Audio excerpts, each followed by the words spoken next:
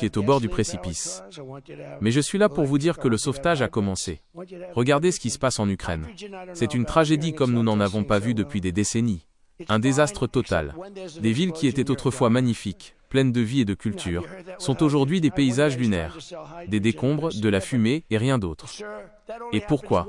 Parce que pendant trop longtemps, nous avons eu à Washington des gens qui ne savaient pas comment parler, qui ne savaient pas comment négocier, et qui ne comprenaient pas la psychologie de la force.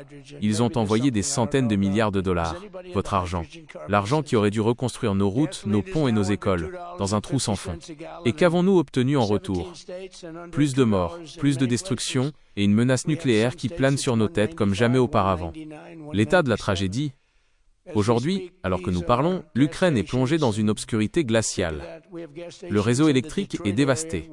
Des millions de personnes, des mères, des enfants, des personnes âgées tremblent de froid, parce que les infrastructures vitales ont été frappées sans relâche.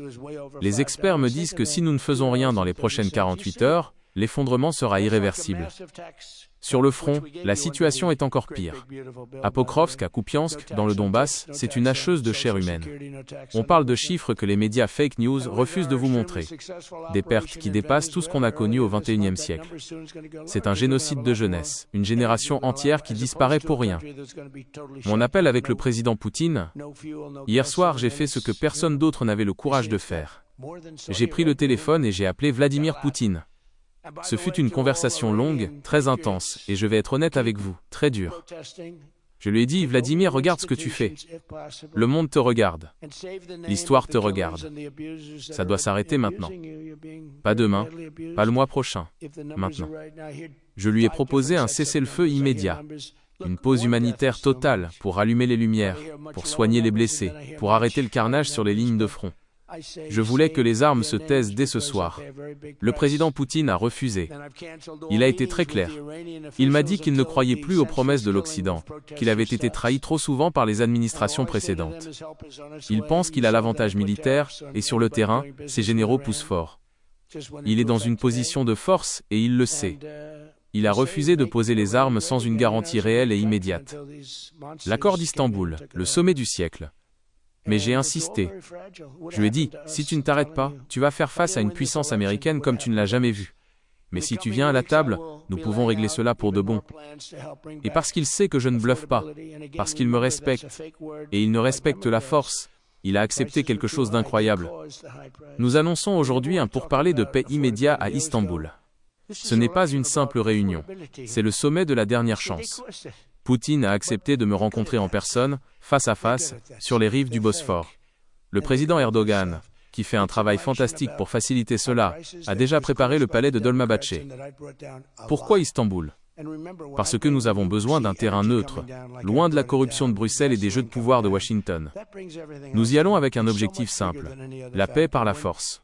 Ce qui va se passer à Istanbul, voici ce que je vais mettre sur la table, et je l'ai déjà dit à Zelensky, qui, soit dit en passant, doit réaliser que le temps des chèques en blanc est terminé. 1. Une zone de sécurité immédiate.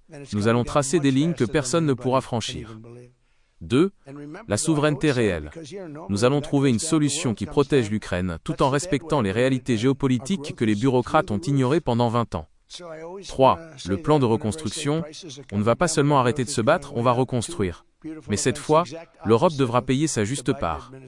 Plus question que l'Amérique paie pour tout. Un message à mes opposants.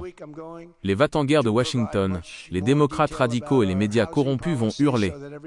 Ils vont dire « Trump est trop proche de Poutine, laissez-les crier ». Pendant qu'ils crient, je sauve des vies.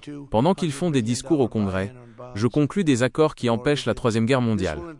Ils préféreraient voir des millions de morts supplémentaires, plutôt que de me voir réussir là où ils ont échoué lamentablement. Mon devoir est envers le peuple américain. Et le peuple américain veut que son argent revienne à la maison. Il veut que ses frontières soient protégées, pas celles de pays à 5000 miles d'ici, alors que nos propres villes tombent en ruine. En apportant la paix en Ukraine, je ramène l'Amérique à la maison.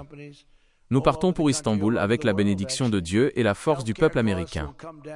Nous allons conclure cet accord.